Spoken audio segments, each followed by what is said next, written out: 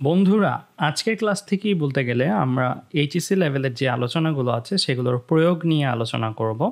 আমাদের আলোচনাগুলো অনেক গোছানো হবে। যেমন প্রথম ক্লাস, আজকের ক্লাসটাতে আমরা যেটা করব সেটা হচ্ছে আমরা একটা গলীয় তলের এক পাশে এক রকমের মাধ্যম আর অপর পাশে অন্য রকমের মাধ্যম থাকলে আমরা যদি কোনো এক পাশে বস্তু রাখি তাহলে বিম্বটা কোথায় গঠিত হবে এই জিনিসগুলো নিয়ে একটা সূত্র দাঁড় করাবো, যেন আমরা ইউ এর মান অর্থাৎ বস্তুর দূরত্ব জানলেই বিম্বের দূরত্ব কোথায়, বক্রতার ব্যাসার্ধ কত, সেই জিনিসগুলো বের করতে পারি। সেইভাবে আমরা কাজ আগাবো। পরের ক্লাসে আমরা লেন্স নিয়ে আলোচনা করব। তারপরের ক্লাসে আমরা দুইটা লেন্স মানে অনুবীক্ষণ যন্ত্র নিয়ে আলোচনা করব, জটিল অনুবীক্ষণ যন্ত্র। তারপরের ক্লাসে আমরা 5টা তল, দ্যাট মিন্স প্রিজম নিয়ে আলোচনা করব। তো গলীয় তলে আলোর প্রতিসরণ, এটা আমাদের আজকের টপিক। সো আমরা দুই ক্ষেত্রেই আলোচনা করব। যেমন এইখানে যে তলটা দেখতে পাচ্ছ, এই তলটা আমার একটা অবতল তল, কেননা এটা ডাবানো, এটার এক পাশে এক রকমের মাধ্যম আর আরেক পাশে আরেক রকমের মাধ্যম। তো ডান পাশে যে মাধ্যমটা সেটার পরম প্রতিসরণাঙ্ক আমরা বলছি μ1, আর বাম পাশে যে মাধ্যমটা, এটা পানি হতে পারে, যে কোনো মাধ্যম হতে পারে, সেটার পরম প্রতিসরণাঙ্কের ভ্যালু আমরা বলছি μ2। আমরা μ1 মাধ্যমের একটা পয়েন্টে একটা ও বিন্দু নিলাম। ও বিন্দু দিয়ে বোঝানো হচ্ছে আমার বস্তুর অবস্থান, মানে অবজেক্টের অবস্থান। এইখান থেকে আলোকরশ্মি এই জায়গায় যেয়ে প্রতিসরিত হয়ে একটা বিম্ব গঠন করবে। যেহেতু দেখা যাচ্ছে আলোকরশ্মিগুলো একটা বাম পাশে গিয়েছে আর একটা এই পাশে গিয়েছে, তো একটা আলোকরশ্মি আমরা পাঠিয়েছি কোন বরাবর, মেরুবিন্দু দিয়ে। মেরুবিন্দু মানে তলের মধ্যবিন্দু এইটা। আর আরেকটা আলোকরশ্মি আমরা র্যান্ডম একটা দিকে পাঠিয়েছি। সো র্যান্ডম যে কোনো দিকে হতে পারে, এই দিকে পাঠিয়েছি। পাঠানোর পরে সেটা প্রতিসরণের পরে বাইরের দিকে সরে যাচ্ছে এমন দেখছি। কেন বাইরের দিকে সরে যাচ্ছে সেটার উত্তরটা আমরা পরে দেব। তার আগে কয়েকটা জিনিস জেনে নিই। তো এই যে দুইটা আলোকরশ্মি গেল, এই দুইটা আলোকরশ্মি বাইরের দিকে সরে যাচ্ছে, মানে এই দুইটা আলোকরশ্মি কিন্তু বামে গেলে তারা পরস্পর মিলবে না, কারণ একটা সোজা যাচ্ছে আর একটা একটু দূরে সরে যাচ্ছে। সো তাদেরকে যদি আমরা পেছনের দিকে বাড়িয়ে দিই তাহলেই কিন্তু তারা মিলে কি গঠন করবে, বিম্ব গঠন করবে। এখানে পি বিন্দুটা হচ্ছে আমাদের মেরুবিন্দু, আর এ বিন্দুটা হচ্ছে যেই বিন্দুতে আলোকরশ্মিটা আপতিত হয়েছে। সো এ আর হচ্ছে আমাদের প্রতিসরিত রশ্মি, আর ও এ হচ্ছে আমার আপতিত রশ্মি। ওপিও আরেকটা আপতিত রশ্মি, যদি এই বিন্দুতে কি থাকে, বস্তু থাকে। সো আমরা বলছিলাম যে আমাদের এই আলোক রশ্মিটা, ও এ আপতিত রশ্মিটা প্রতিসরিত হয়ে যে বেঁকে গিয়েছে, কেন এই দিক বরাবর বেঁকে গেছে সেটা নিয়ে কথা বলবো।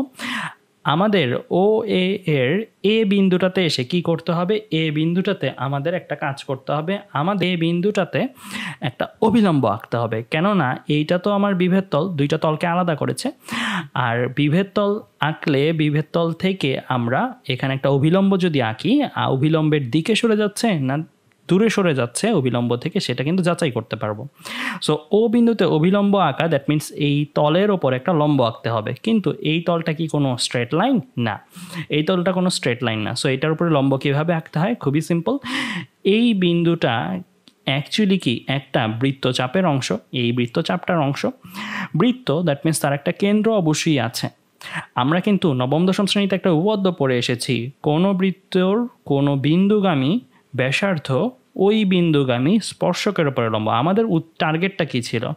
আমাদের টার্গেট ছিল যে এই এ বিন্দুটাতে আমরা একটা স্পর্শক চিন্তা করলে, মানে এটা যদি একটা স্ট্রেট লাইন হতো, সেটার উপরে একটা লম্ব টানা। সো এটার উপরে লম্বটাকেই আমরা হলুদ রেখাটাকে বলছি। কিভাবে বলতে পারছি? কারণ এই যে হলুদ রেখাটা হচ্ছে আমাদের এই বিন্দু দিয়ে আঁকা, আর এই বিন্দুটা হচ্ছে আমাদের এই যে বক্রতার, এই যে গলীয় তলটা নিলাম, এই গলীয় তলের কেন্দ্রবিন্দু। গলীয় তলটা যেই গোলকের অংশ, সেই গোলকের কেন্দ্রবিন্দুটা হচ্ছে সি। সো অ্যাকচুয়ালি আমাদের যদি এরকম কোনো গলীয় তল থাকে আর আমাদের যদি অভিলম্ব আঁকতে হয় কোনো বিন্দু দিয়ে, খুবই সিম্পল কাজটা। সিম্পল কীভাবে? যেই বিন্দুতে আপতিত হয়েছে তোমার টার্গেট হবে সেই বিন্দু থেকে, যেই বিন্দুতে আপতিত হয়েছে সেই বিন্দু থেকে যে বক্রতার কেন্দ্র আছে সেটা কানেক্ট করে দেওয়া। মানে সি বিন্দু তো বক্রতার কেন্দ্র, আর এ বিন্দুতে যে বিন্দুতে আলোকরশ্মি আপতিত হয়েছে, এই দুইটা কানেক্ট করে দিয়ে বর্ধিত করে দিলেই যে লাইনটা পাবো সেই লাইনটাই অভিলম্ব হিসেবে কাজ করবে। কেননা এই কানেক্টিং লাইনটা হচ্ছে ব্যাসার্ধ, আর আমাদের অভিলম্বটা আসলে কার উপরে লম্ব? বিভেদ তলের উপরে লম্ব। আর তলটা যদি এরকম বক্রতল হয় তাহলে আমাদের ওই বিন্দুতে স্পর্শকের উপরে লম্ব আঁকতে হতো, মানে এই যে গ্রিন কালার দিয়ে যে লাইনটা এঁকেছি সেটা হচ্ছে আমাদের স্পর্শকটা। আর আমরা জানি ব্যাসার্ধ স্পর্শকের সাথে লম্ব, তার মানে বিভেদ তল যদি স্পর্শকটা হয়ে থাকে লম্বটাই কিন্তু আমার কি অভিলম্ব। সো এটা কিন্তু খুব সিম্পল একটা জিনিস। সো আমরা এরপর থেকে যখন আমাদের রাখতে হবে, আমরা কোনো কথা নাই, যেই বিন্দুতে আলোকরশ্মি আপতিত হয়েছে সেই বিন্দু আর যে কেন্দ্র বক্রতার কেন্দ্র আছে সেই দুইটা কানেক্ট করে দিব। সেই দুইটা কানেক্ট করে দিলেই আমাদের কি হয়ে যাবে, অভিলম্বটা আঁকা হয়ে যাবে। তার মানে এখানে CNটা হচ্ছে অভিলম্ব। সো অভিলম্ব যদি হয়ে থাকে CN, আমাদের আপতিত রশ্মিটা ছিল OA, এটা একটা হালকা মাধ্যমের থেকে ঘন মাধ্যমের দিকে যাচ্ছিল। আমরা জানি হালকা মাধ্যম থেকে আলো যদি ঘন মাধ্যমের দিকে যায় তাহলে কি করতে হবে, তাহলে সেটা প্রতিসরণের পরে অভিলম্বের দিকে বাঁকিয়ে দিতে হবে। দ্যাট মিনস এই যে OA আপতিত রশ্মিটা এটা সোজা এভাবে চলে যেতে পারতো, বাট এভাবে সে চলে না যে সে অভিলম্বের দিকে একটু বেঁকে গেল। মানে সে দেখো এই হলুদ লাইনটার দিকে একটু বেঁকে AR হয়ে বাইরের দিকে চলে গেল। সো এই দুইটা রশ্মি তো সামনের দিকে মিলবে না, আমি প্রথমেই বলেছি। সো সামনের দিকে না মিললে আমাদের করণীয় কি, আমাদের তাদেরকে পেছনের দিকে বাড়িয়ে নিয়ে আসতে হতো, রাইট? সো আমাদের এই যে দুইটা প্রতিসরিত রশ্মি, এই প্রতিসরিত রশ্মি দুইটাকে পেছনের দিকে বাড়িয়ে দিলেই কিন্তু আমরা কি পাবো, আমরা আমাদের যে কাঙ্ক্ষিত বিন্দুটা আছে সেই বিন্দুটা পাবো, অর্থাৎ বিম্বটা পাবো। তার মানে দেখো আমি এই যে AR রশ্মিটা সামনের দিকে যে আর এই P থেকে PS রশ্মির সামনের দিকে যে তারা মিলতো না, তাদেরকে পেছনের দিকে বাড়িয়ে দিলাম। এইটাকে পেছনের দিকে বাড়িয়ে দিলে এই লাইন বরাবরই সে যাবে, আর এইটাকে পেছনের দিকে বাড়িয়ে দিলে সেটা পেছনে যেতে যেতে যেতে যেতে এই জায়গায় এসে মিলছে। তার মানে এইটার পেছনের দিকে বর্ধিতাংশ, এইটার পেছনের দিকে বর্ধিতাংশ, তারা পরস্পর এই I বিন্দুতে মিলিত হয়। দ্যাট মিনস ও যদি হয়ে থাকে আমার বস্তু, আর ও এর বিম্বটা হচ্ছে আমাদের I মানে ইমেজ। সো এই বস্তুর জন্য আমরা এই গোলীয়তল স্থাপন করলে এই রকম দুইটা হালকা আর ঘন মাধ্যম থাকলে আমরা বিম্বটাকে এইখানে গঠিত হতে দেখব। আমাদের টার্গেট হচ্ছে সূত্র দ্বার করানো, তাই সব কিছু চলকের মাধ্যমে লিখব। সো আপতন কোণ I দিয়ে প্রকাশ করছি। আপতন কোণ কার কার মধ্যবর্তী কোণ, অভিলম্বের সাথে, অভিলম্ব হচ্ছে ইয়েলো লাইনটা, অভিলম্বের সাথে আপতিত রশ্মি, আপতিত রশ্মি হচ্ছে OA লাইনটা। সো আমাদের আপতন কোণ হচ্ছে কি CAO, আর আমাদের প্রতিসরণ কোণ কোনটা, প্রতিসরণ কোণ হচ্ছে অভিলম্ব মানে ইয়েলো লাইনটার সাথে AR হচ্ছে আমাদের প্রতিসরিত রশ্মি, প্রতিসরিত রশ্মি অভিলম্বের সাথে যে কোণ করে সেটাকে আমরা বলি প্রতিসরণ কোণ, মানে R কোণটা হচ্ছে আমাদের প্রতিসরণ কোণ। তাহলে এইখানে আমরা যে R কোণটা পেলাম সেই প্রতিসরণ কোণটাকে কিন্তু চাইলে আমরা বিপ্রতীপ কোণের কনসেপ্ট অনুসারে আরেকটা ভাবে লিখতে পারি। কিভাবে, চিন্তা করে দেখো, আমাদের এই যে এই AR রশ্মিটাকেই পেছনের দিকে বর্ধিত করা যে রেটা ছিল সেটাই তো ডটেড লাইন দিয়ে আঁকা হয়েছে, তাই না? সো এই আর রশ্মিটাকে পেছনের দিকে বাড়িয়ে বাড়িয়ে দিয়েই তো আমরা এই বিন্দুতে মিলন পেয়েছি। সো আমাদের বলতে পারি না আমরা আর থেকে I পর্যন্ত যে রেখাটা, এটা একটা কমপ্লিট রেখা, আর থেকে I পর্যন্ত, এই রেখাটা N থেকে C পর্যন্ত যে রেখাটা মানে ইয়েলো লাইনটা অভিলম্বটা, এরা পরস্পরের ছেদক, আর পরস্পরের কি কোণ, বিপরীত কোণ। এই কোণটা যেই মান, এই কোণটা সেই একই মান।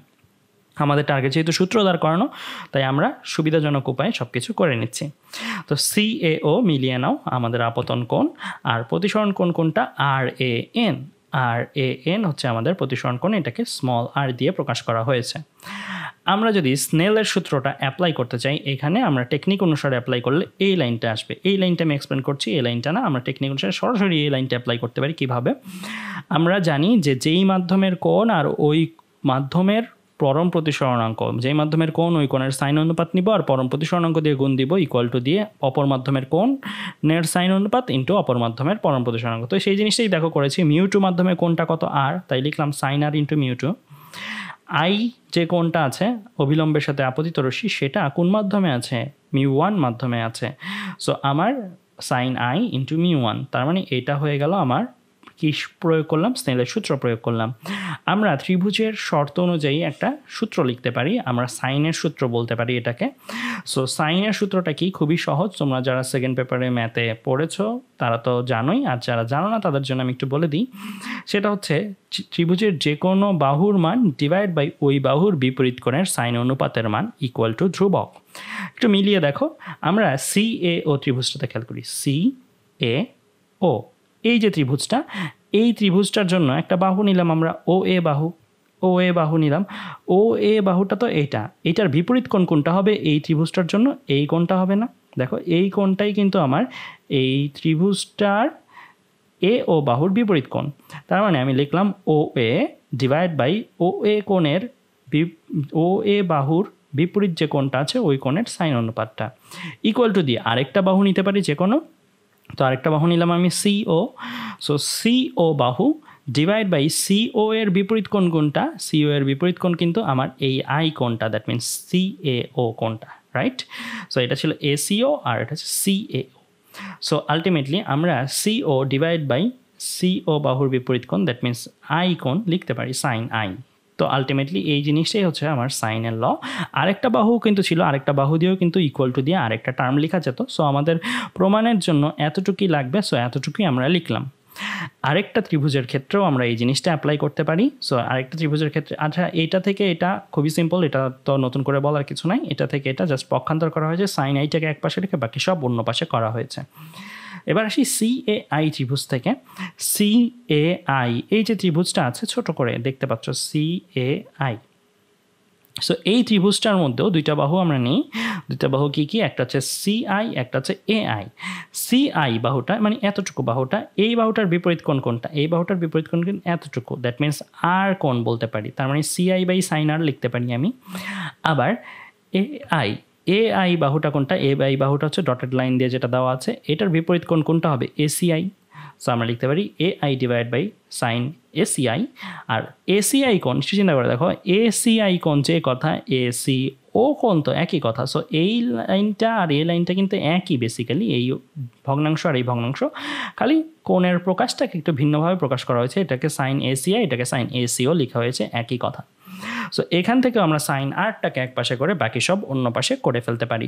সো আমরা তাইলে ফাইনালি এই দুইটা টার্ম পাচ্ছি আমাদের এই আঁকাটার জন্য। আমাদের টার্গেট হচ্ছে ইউ ভি আর আর, দ্যাট মিনস বস্তুর দূরত্ব, বিম্বের দূরত্ব আর বক্রতার ব্যাসার্ধের একটা সম্পর্ক দাঁড় করানো। সো এই দুইটা টার্ম থেকে আমরা এই জিনিসটা করব। তো এই দুইটা টার্ম থেকে যদি করতে চাই একটু খেয়াল করো, আমাদের সাইন আই আর সাইন আর এর মান বসাবো। সো এই কোণগুলোর যদি মান বসাই, কোথায় বসাচ্ছি আমরা বসাতে চাচ্ছি 1 নম্বর সমীকরণ, দ্যাট মিনস এটা অলরেডি দিয়ে দেওয়া আছে এখানে। সো আমি সাইন আই এর পরিবর্তে মানে এখানের সাইন আইটার পরিবর্তে এই জিনিসটা বসাবো, আর এখানের সাইন আরটার পরিবর্তে এই জিনিসটা বসাবো। সো চলো আমরা যদি বসাই, তাহলে বসালে কিন্তু আমাদের এরকম একটা টার্ম থাকবে। উভয় পাশেই সাইন এসিও আছে, যেটা আমি কাটাকাটি করে দিতে পারি। কাটাকাটি করে দিয়ে আমরা সিও ডিভাইড বাই ও এ মানে এই অংশটাকে এক পাশে রেখে বাকি সব অন্য পাশে পাঠিয়ে দিলাম। বাকি সব আর কে ছিল? এটা তো কাটাকাটিই চলে গেছে অলরেডি। মিউ ওয়ানটা ছিল, মিউ ওয়ানটা ওই পাশে চলে গেলে ভাগ আকারে চলে আসবে। সো আমি লিখতে পারি CO by O A equal to mu two by mu one আর সিআই বাই এআই। সো এই টার্মটা আমরা দাঁড় করাতে পারি। এই টার্মটা থেকে আমরা এইখানের সিও টার্মটাকে আর সিআই টার্মটাকে একটু পি এর মাধ্যমে যদি বলতে চাই, সিও টার্ম কোনটুকু ছিল? এতটুকু সিও টার্ম, রাইট? এটাকে বলতে পারি না এরকম পিও মাইনাস পিসি। পিও তো পুরাটা, আর পিসি হচ্ছে এতখানি, বাদ দিলেই তো আমার এতখানি অংশটা থাকবে। সো আমি লিখতে পারি PO minus PC divide by O A, just সিওটাকে পাল্টিয়ে পিও মাইনাস পিসি লেখা হয়েছে। আবার একইভাবে সিআইটা চিন্তা করো, সিআই কি এতখানি দৈর্ঘ্যটা, এটাকে কি লেখা যায়? পিআই থেকে পিসি অংশ বাদ দিয়ে দিলেই তো সিআই অংশটা থাকে, তাহলে সিআই এর জায়গায় লিখলাম পিআই মাইনাস পিসি। এই অংশটা লেখার পরে আমরা এখন একটা অ্যাজাম্পশন করব। তো এই অ্যাজাম্পশনটা তোমাদের অনেকের কাছে ঝামেলাকর মনে হতে পারে এই জিনিসটা কেন করলাম, এই জিনিসটা অ্যাকচুয়ালি সত্য না। কিন্তু আমাদের এরকম থিওরি ডিরাইভ করার সময় এই অ্যাজাম্পশনটা যদি না করতাম তাহলে সূত্রটা অনেক কমপ্লিকেটেড হতো, আর এই অ্যাজাম্পশনটা যদি করি তাহলে সূত্রটা অনেক সিম্পল হয়। তাহলে তুমি বলতে পারো সূত্র সিম্পল করার জন্য কি আমরা একটা ভুল জিনিস করছি? না, এই জিনিসটা অ্যাজাম্পট না করে যদি আমরা সূত্র দাঁড় করাতাম আর এই জিনিসটা অ্যাজাম্পশন ধরে যদি আমরা সূত্র দাঁড় করাই, তাহলে যে মানগুলো আমি পাবো সেই মানগুলোর মধ্যে পার্থক্য খুবই সামান্য থাকবে। ধরো এই সূত্রটা তো, এই জিনিসটা তুমি অ্যাজাম্পশন করলে না, একটা জটিল সূত্র দাঁড় করলে, জটিল সূত্র দিয়ে তুমি ম্যাথটা করলে, তাহলে তোমার ধরো ম্যাথের রেজাল্ট যদি আসে 2.22, আর তুমি যদি এই সূত্রটা, এই জিনিসটা অ্যাজাম্পশন করে একটা সিম্পল সূত্র দাঁড় করলে আর সিম্পল সূত্র দিয়ে ম্যাথ করলে তোমার অ্যান্সার আসবে 2.2, মানে পার্থক্য দেখা গেল 0.02 পরিমাণের, যেটা আমরা নেগলেক্টই করে থাকি। সো অ্যাকচুয়ালি আমরা এই জিনিসটা অ্যাজাম্পশন করা ঠিক না, কিন্তু এই জিনিসটা অ্যাজাম্পশন করলেও যে খুব বেশি মানের তারতম্য আসে তা না। আর এই অ্যাজাম্পশন ধরার কারণ কি? তাহলে সূত্রটা অনেক সিম্পলি প্রকাশ করা যায়। সো আমরা এখানে এই অ্যাজাম্পশনটাকেই দেখি, এ আর পি পরস্পর কাছাকাছি দেখাই যাচ্ছে, এ এক জিনিস পি আরেক জিনিস, কিন্তু বাস্তবে এই জিনিসগুলো খুবই ছোট থাকে, লেন্স খুবই ছোট থাকে, লেন্সের এই উন্মেষ বা এই বক্রতাগুলো খুবই ছোট থাকে। তো সেজন্য এইগুলো অত দূরেরও বিন্দু না যে একটা থেকে আরেকটা 100 মিটার দূরে 200 মিটার দূরে, এগুলো দেখা যাবে 0.002 মিলিমিটার দূরে, এতটা কাছাকাছি। সো এ আর পি যেহেতু অনেক কাছাকাছি, সো আমরা একটা জিনিস ধরে নিই, ও এ আর পি ও এর দৈর্ঘ্য, দ্যাট মিন্স আমি যদি অন্য কালার দিয়ে এঁকে দেখাই, আমি ও এ দ্যাট মিন্স এতটুকুটা, আর পি ও দ্যাট মিন্স এতটুকুটা, এই দুইটা লাইন দেখাই যাচ্ছে ভিন্ন লাইন, তোমাদের কাছে মনে হতে পারে এই দুইটা লাইনের মধ্যে দৈর্ঘ্যের অনেক পার্থক্য আছে, বাট বাস্তবে এই দুইটা জিনিস যদি খুবই কাছাকাছি, ধরো এ আর পি অনেক কাছাকাছি, আমি কতটা কাছাকাছি, আমি যদি একটু কাছাকাছি করে এঁকে দেখাই, সাপোজ ধরো এতটা কাছাকাছি, তাহলে কিন্তু এই দুইটা, ধরো সাপোজ এটা যদি এ হয়, এটা যদি পি হয়, ইনফ্যাক্ট বাস্তবে আরও অনেক কাছাকাছি, তাহলে কিন্তু এই দুইটা রেখার মধ্যে দৈর্ঘ্যের পার্থক্য খুবই খুবই সামান্য, যেটা আমি একই বলতে পারি। তাই ও এ আর পি ও এই দুইটা বাহুর মান সমান ধরছি সূত্র সিম্পল করার জন্য। একইভাবে আমি যদি আবার দেখাই, আমরা এ আই আর পি আই দুইটা সমান ধরছি। এ আই কোনটা? এ আই হচ্ছে এটা। পিআই কোনটা? পিআই হচ্ছে এটা। তোমাদের কাছে মনে হতে পারে এআই আর পিআই তো স্পষ্ট এখানে আলাদা আলাদা দুইটা রেখা, বাট আমরা এই দুইটা খুবই কাছাকাছি বাস্তবে। এ আর পি যদি আমি একই ধরে নিই, তাহলেও আমাদের সূত্রের যে ভ্যালু আসবে আর একই না ধরে সূত্রের যে ভ্যালু আসবে, তাদের মধ্যে খুব বেশি তারতম্য থাকবে না। তাই এ আই আর পিআই খুবই, এ আর পি যদি খুবই কাছাকাছি হয়, তাহলে এরাও আলটিমেটলি কি প্রায় একই দৈর্ঘ্য বিশিষ্ট মান হবে। সো আলটিমেটলি আমরা এ আই আর পি আইকেও সেম বলতে পারি। সো এটা একটা অ্যাজাম্পশন। তো যাই হোক, এই অ্যাজাম্পশনটা অনুসারে আমরা যদি এই সূত্রে চলে আসি, ও এর জায়গায় পিও লিখবো, এ এর জায়গায় পিআই লিখবো। সো ও এর জায়গায় পিও লিখলাম আর এ এর জায়গায় পিআই লিখলাম। লেখার পরে আমরা এখানে চিহ্নের প্রথা অনুসারে ভ্যালুগুলো বসাবো ইউ ভি আর আর এর মাধ্যমে। অবশ্যই আমি প্লাস মাইনাস চিহ্নের প্রথা অনুসারে বসাবো। তো চিহ্নের প্রথা অনুসারে যদি বসে, একটু চিন্তা করে দেখো, ও ছিল আমাদের জন্য অবজেক্ট বা বস্তু, পি ছিল আমাদের জন্য মেরু। আমরা জানি চিহ্নের প্রথা অনুসারে গোলীয় তলের জন্য মেরু থেকে সব কিছু হিসাব করতে হয়। তাহলে এতটুকু দূরত্বটা আমাদের ইউ, বোঝাই যাচ্ছে মেরু থেকে বস্তুর দূরত্ব। এই ইউ যে দূরত্বটা, এটাকে প্লাস বলবো না মাইনাস বলবো?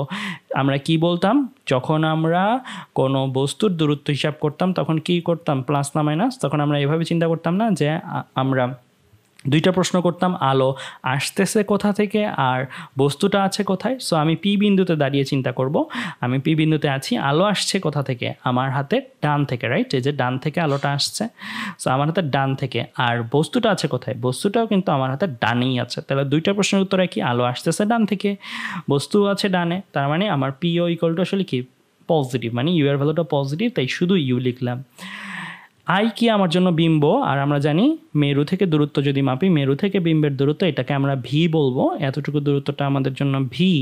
আর এই ভি যে দূরত্ব, এটা প্লাস না মাইনাস, সেটার জন্য আমরা কি করতাম? আমরা মেরু থেকে দুইটা প্রশ্ন করতাম যে আলো যাচ্ছে কোথায় আর বিম্ব আছে কোথায়। সো এই বিন্দুতে তুমি চিন্তা করো, আলো যাচ্ছে কোন দিকে? আলো যাচ্ছে আমার হাতের বাম দিকে, এই যে বাম দিকে যাচ্ছে। সো এই বিন্দুর সাপেক্ষে বাম দিকে আলো যাচ্ছে, বাট বিম্বটা আছে কোথায়? বাম দিকে কি আছে?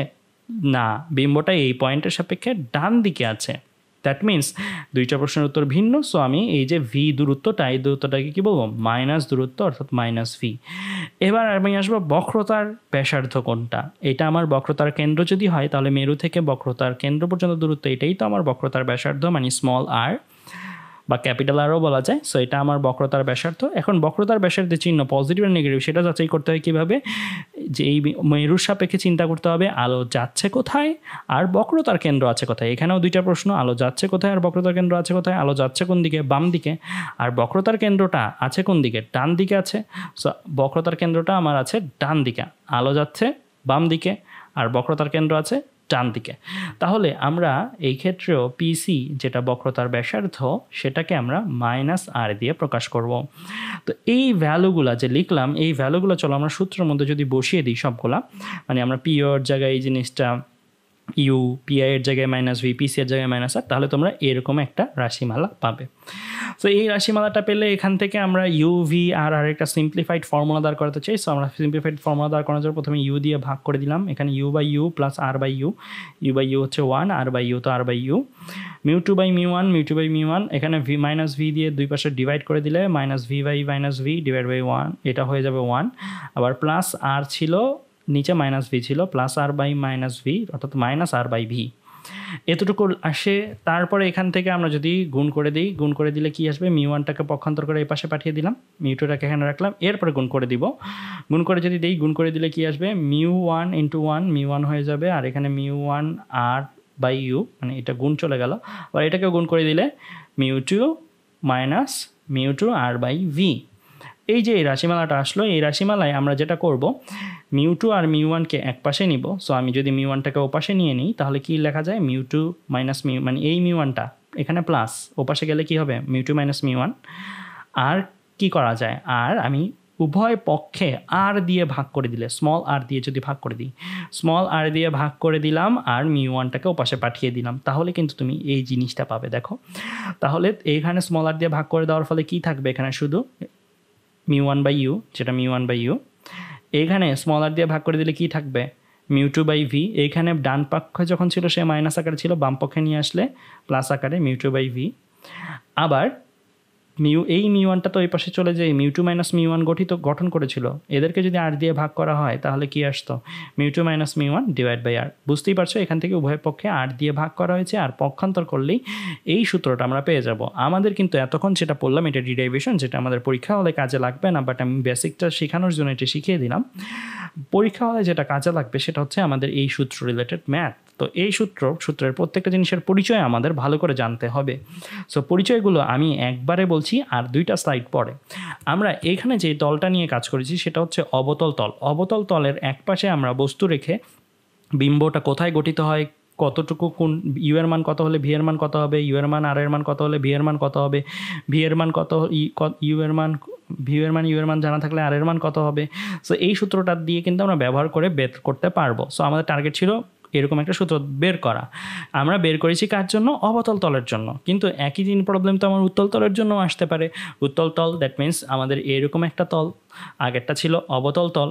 সো উত্তল তলের জন্য যদি আমরা একপাশে বস্তু রাখি, একইভাবে সূত্র দ্বারা করে, আমি সূত্রটা নতুন করে ডিরাইভ করে মুখে মুখে বলছি না, জাস্ট তোমাদের জন্য বলছি যে তোমরা এই পেজটা হয়ে গেলে, এই পেজটা এই পর্যন্ত আসলো, এখন এটাকে একটা স্ক্রিনশট নিবে, স্ক্রিনশট নিয়ে তোমরা দেখবে ঠিক আগেরটার মতনই করা হয়েছে, কোনো তেমন পার্থক্য করা হয়নি। আবার এই পেজটারও স্ক্রিনশট নিবে, স্ক্রিনশট নিয়ে দেখবে যে ঠিক আগের মতনই করা হয়েছে। আবার এই অংশটারও স্ক্রিনশট নিবে, দেখবে ঠিক আগের মতনই করা হয়েছে। মজার ব্যাপার হলো যে আমরা উত্তল তলের জন্য কাজ করলাম, অবতল তলের জন্য কাজ করলাম, দুই ক্ষেত্রে সূত্রের কিন্তু কোনোই পার্থক্য নাই। দ্যাট মিনস গলীয় তলের জন্য তুমি কাজ করো বা অবতল তলের জন্য, গলীয় উত্তল তলের জন্য কাজ করো বা অবতল তলের জন্য কাজ করো, দুই ক্ষেত্রেই কিন্তু ফর্মুলা আমার একই। সো দুই ক্ষেত্রে ফর্মুলা যেহেতু একই, তার মানে আমাদের কিন্তু গলীয় তল বললেই আমরা সবসময় এই সূত্রটা ব্যবহার করব। ভাবার দরকার নেই যে উত্তল তল না অবতল তল, জাস্ট গলীয় তল মানেই এই সূত্রটা ব্যবহার করব। সো গলীয় তলে আমার বস্তুর দূরত্ব দিয়ে বিম্বের দূরত্ব জানতে চাইলে, বিম্বের দূরত্ব দিয়ে বস্তুর দূরত্ব জানতে চাইলে আমরা এই ফর্মুলা দিয়ে কাজ করব। তো একটা কথা বলে রাখি, আমরা যে আঁকাগুলো দেখলাম ওই আঁকাগুলো কিন্তু আমাদের পরীক্ষা হলে সাধারণত লাগবে না, জাস্ট আঁকাগুলো এর জন্য শিখালাম কারণ উদ্দীপক আকারে ওই আঁকাটা দিয়ে দেওয়া থাকতে পারে। ওই আঁকায় বিভিন্ন ভ্যালু সরাসরি না বলে ওখানেই ভ্যালুগুলো লেখা থাকতে পারে। বস্তু এটা, বস্তুর দূরত্ব মেরু থেকে, ওইটাকে ইউ এর জায়গায় ওখানে একটা দূরত্বের মান দেওয়া থাকতে পারে।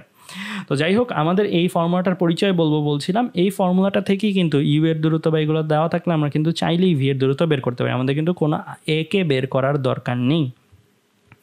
তো mu one by U plus mu two by V equal to mu two minus mu one by R. এটা হচ্ছে গলীয় তলে আলোর প্রতিসরণের ক্ষেত্রে ইউ, ভি আর আর এর সম্পর্ক সূচক সূত্র। এখানে ইউ কি বোঝাচ্ছে, মেরু হতে বস্তুর দূরত্ব, ভি কি বোঝাচ্ছে, মেরু হতে বিম্বের দূরত্ব, আর কি বোঝাচ্ছে, বক্রতার ব্যাসার্ধ। মিউ1 আর মিউ2 এই দুইটার পরিচয় ভালো করে বোঝাটা আমাদের জন্য জরুরি, কারণ এই দুইটার পরিচয়ে আমরা বেশি কনফিউজড হয়ে যাই। সো আমাদের মিউ1-এর পরিচয় হচ্ছে যেই মাধ্যম হতে আলো আসছে সেই মাধ্যমের পরম প্রতিসরণাঙ্ক। সো যেই মাধ্যম থেকে আলো আসতেছে, অবশ্যই খেয়াল রাখতে হবে বস্তু থেকেই সাধারণত আলো যায়। বস্তু যে মাধ্যমে রাখা আছে সেই মাধ্যম থেকে আলো গলীয় তলটার বিভেদ তলের দিকে যাবে। সো সেই মাধ্যমের পরম প্রতিসরণাঙ্ক, এটাকে এভাবেও মনে রাখতে পারো অনেকে, যে বস্তু যেই মাধ্যমে আছে সেই মাধ্যমের পরম প্রতিসরণাঙ্ক। আবার দ্বিতীয় যেটা দেওয়া আছে, যেই মাধ্যমে আলো যাচ্ছে সেই মাধ্যমের পরম প্রতিসরণাঙ্ক। দ্বিতীয় পরিচয়টা আমি একটু ইন্টারাপ্ট করব। দ্বিতীয় পরিচয়টা কিন্তু আমরা এইভাবে বলতে পারবো না যেই মাধ্যমে বিম্ব আছে সেই মাধ্যমের পরম প্রতিসরণাঙ্ক, কারণ যেই মাধ্যমে আলো যাচ্ছে সেই মাধ্যমেই যে বিম্ব গঠিত হবে এমন কিন্তু কোনো কথা নাই। যেটার জন্য প্রকৃষ্ট উদাহরণ হচ্ছে আমাদের এই জিনিসটা, একদম প্রথমে যেটা দেখেছি। দেখো আমাদের ঠিক আগের যে এই এক্সাম্পলটার কথাই চিন্তা করো। এই এক্সাম্পলটার মধ্যে আমরা কি দেখেছিলাম, বস্তু আছে এই পাশে, আলো কোথায় যাচ্ছিল, আলো বাম পাশের মাধ্যমে যাচ্ছিল, বাম পাশের মাধ্যমের পরম প্রতিসরণাঙ্ক মিউ2। বাট বাম পাশেই কি বিম্ব গঠিত হয়েছে? না, বাম পাশের এগুলোকে পিছনের দিকে বর্ধিত করে বরং ডান পাশে বিম্ব গঠিত হয়েছে, এই মাধ্যমে বিম্ব গঠিত হয়েছিল।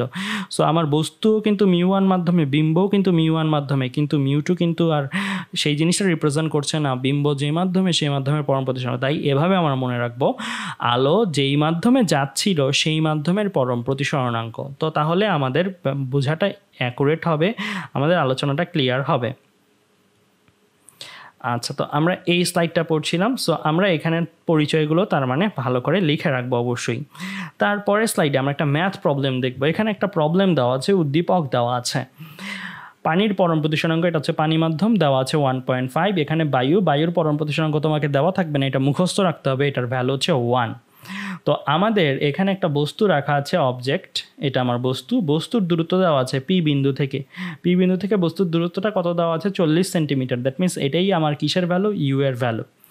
আমাদের এই বক্রতার এখানে একটা সি পয়েন্ট দেওয়া আছে, সি, এটা বুঝে নিতে হবে এটা আমার কি? বক্রতার কেন্দ্র। তো একটা পৃষ্ঠের যে কোনো বিন্দু থেকে এই পর্যন্ত একটা লাইন টেনে এটার দৈর্ঘ্য দেওয়া আছে 20 সেন্টিমিটার। দ্যাট মিনস এটাই হচ্ছে ব্যাসার্ধের মান।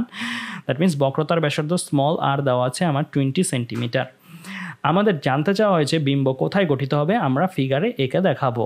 সো এটার জন্য আমাদের ম্যাথ করলেই হবে, আমাদের তেমন আঁকার নলেজ লাগবে না। সো আমরা কি করব সেটা হচ্ছে, আমরা প্রথমে এখানে মিউ1 মিউ2 এগুলো লিখে ফেলবো, কি ভ্যালু দেওয়া আছে। প্রথমে ইউ এর ভ্যালু লিখে ফেললাম 40 সেন্টিমিটার।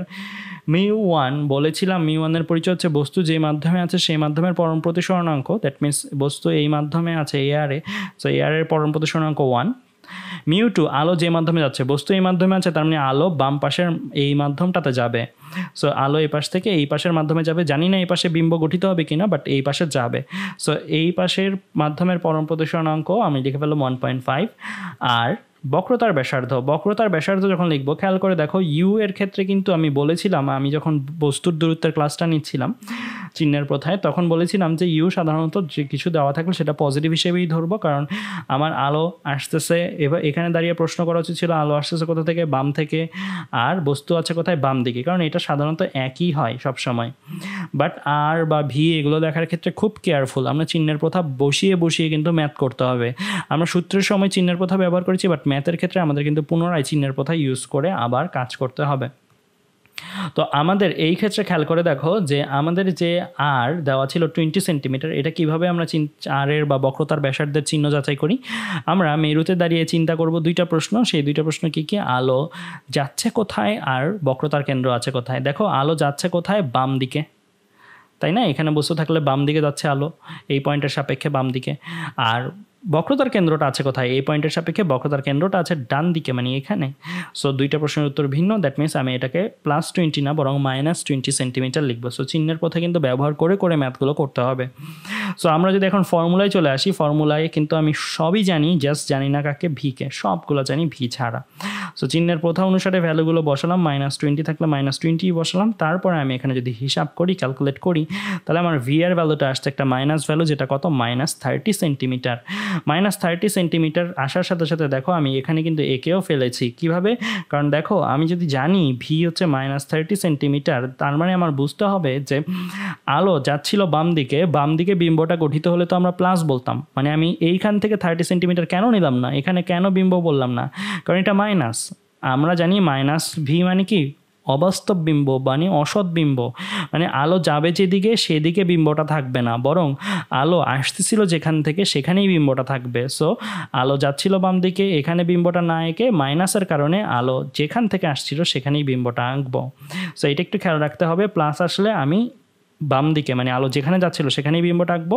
আর মাইনাস আসলে আমি যেখানে আলো যাচ্ছিল সেখানে না, তার অপর দিকে, মানে আলো আসতেছিল যেখান থেকে সেখানেই বিম্বটা আঁকবো। তার মানে আমার এইটা কত? এই দূরত্বটা কত? এই দূরত্ব 30 সেন্টিমিটার। এটা যেহেতু 40 সেন্টিমিটার, এটা হিসাব করে এসেছে 30 সেন্টিমিটার। তার মানে আমরা কিন্তু এভাবে লোকেট করে দিতে পারি ফিগারে, কোনো একটা গোলীয় তল থাকলে ওই তলের জন্য আমাদের প্রতিসরণের ব্যাপারগুলো, প্রতিসরণ কত হবে, বা আমাদের প্রতিসরণাঙ্ক জানতে চাইতে পারে, বক্রতার ব্যাসার্ধ জানতে চাইতে পারে, বিম্বের দূরত্ব জানতে চাইতে পারে, এরকম ফিগারেও আমরা লোকেট করে দিতে পারবো। তো বন্ধুরা, আজ এ পর্যন্তই। ধন্যবাদ সবাইকে।